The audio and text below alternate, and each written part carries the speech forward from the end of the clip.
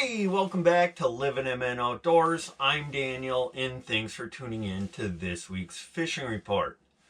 Before we get started, I want to wish you a very Merry Christmas. Hope you get to spend a ton of time with family and maybe even have a chance to reflect on the true meaning of Christmas. I also want to give a huge shout out to LH Custom Rods for sponsoring this week's fishing report. If you guys stop in at any of the resorts or guide services mentioned in today's report, please let them know you saw them on Livin MN Outdoors.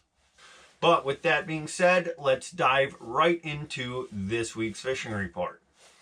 This week we're going to start up on Leech Lake out of Traders Bay, Acorn Hill Resort. I talked to Kyle, and they are going to be opening up on December 26th. That's Friday at noon to half-ton trucks pulling single-axle wheelhouses. And I just want to remind you that is within Traders Bay. So once again, single-axle wheelhouses pulled by half-ton pickup trucks. Now, as far as the fishing goes, the perch bite has been very good out there. They're finding them in kind of two different areas. Over at Tim's Hole in that 10 to 12 foot of water is producing some nice fish. And then over off of Greg's Break Line, kind of on the mud over there in 15 to 18 foot of water, they're getting some really nice perch along with some nice walleyes mixed in. Now, as far as how to catch those fish, a small tungsten buckshot, the Northland tungsten slim spoon, tip that with a minnow head or a couple of waxworms, and you're going to catch some perch.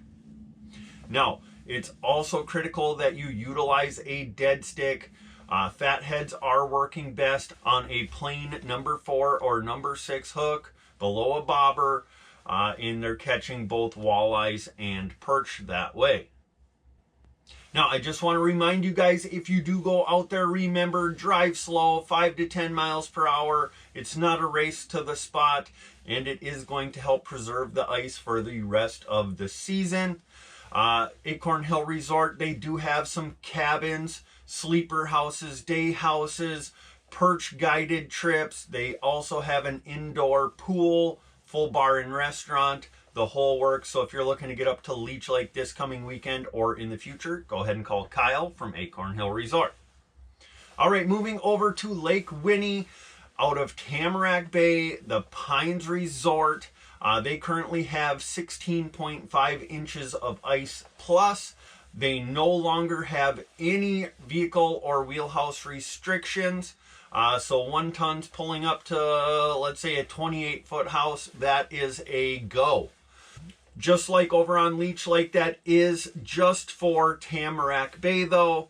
You can draw a line straight across from Tamarack Point over to the North Shoreline, and that is kind of the cutoff point. There is also a crack out there as well, and you don't want to cross that with a truck and a wheelhouse anyways. Now, as far as the fishing goes out on Tamarack Bay, the fish have slid out a little bit deeper. The perch and walleyes, they're doing best in 13 to 17 feet of water on the sand flats. If you guys know where Plug Hat is, go straight out from Plug Hat. Those sand flats right out in that area, they are producing a lot of really nice perch throughout the day. And then walleyes early in the morning, late in the evening, through the night, and there is kind of a sneaky 11 a.m. to 1 p.m. walleye bite going on as well. Now, best ways to catch those.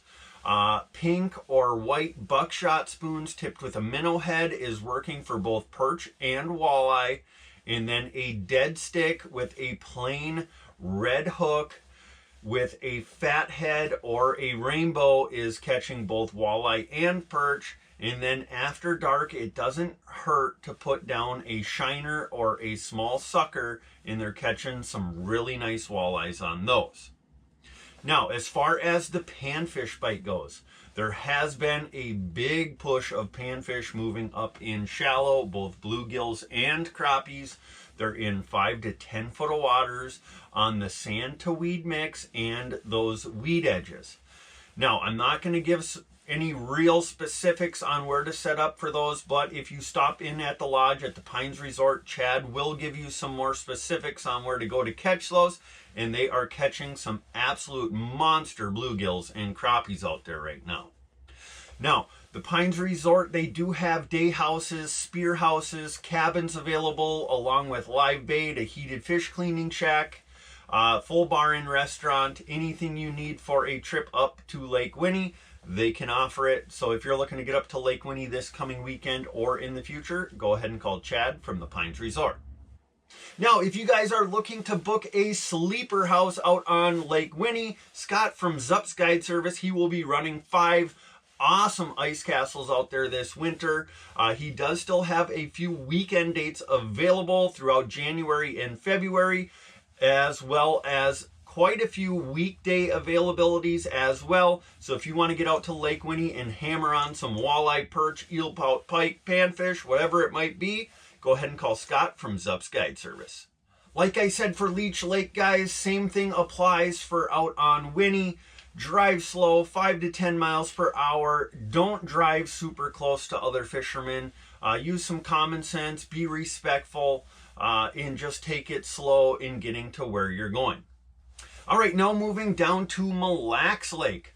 I was out there last night chasing perch and walleyes. As far as the north end of the lake goes, they got about 11 to 13 inches, about a mile, maybe just over a mile out. And then beyond that, stretching out to some of the mud flats, the ice does get a little bit thinner out there, but I suspect that we're going to be seeing some snowmobile ATVs, side-by-side traffic reaching out to some of them closer mud flats this coming weekend. Now, on the east side, I was out there yesterday, found anywhere from 12 to 14 inches of ice. I was out about a mile and a half, maybe 2 miles. But once you get beyond that, the ice does thin out a little bit. But like I said before, probably going to be seeing some guys sneaking out to those closer mud flats this weekend. Over on the west side, similar ice, 11 to 14 inches. Not quite sure how far they're getting out over on the west side, but I do know that some of those shoreline points over there are producing some really nice walleyes lately. Down on the southern bays, there is a ton of ice down there in the bays. They're letting out trucks, wheelhouses, the whole works.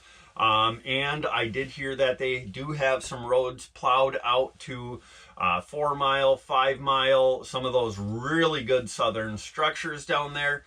Don't know that they're letting trucks out there yet, but I do know that they're taking out ATVs and side-by-sides and doing pretty well on some of those deep gravel structures.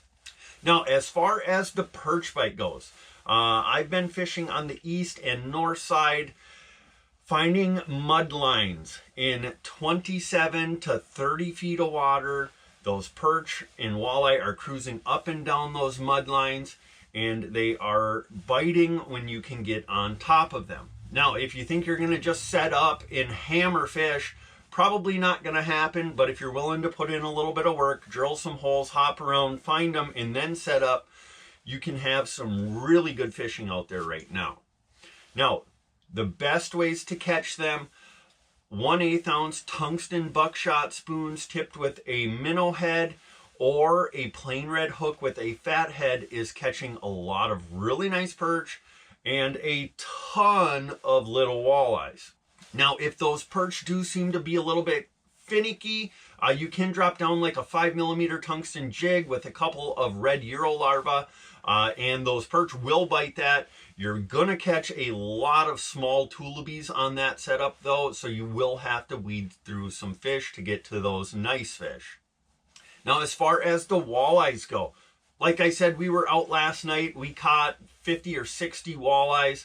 Some of them were nice, but there are a ton of 8 to 12 inchers out there. They were biting on golden shiners, fatheads, jigging spoons, year-old larvae, it didn't really seem to matter. If they came through, you were going to catch them. Just be careful with those small walleyes. Get them put back. They're the future of the lake out there. So treat them well, and we will have good fishing for years to come. All right, well, that's going to do it for this week's fishing report. Really appreciate you guys tuning in. If you make it out fishing, send us some pictures to our Gmail or to us on Facebook Messenger, and we will do our best to feature you in next week's fishing report.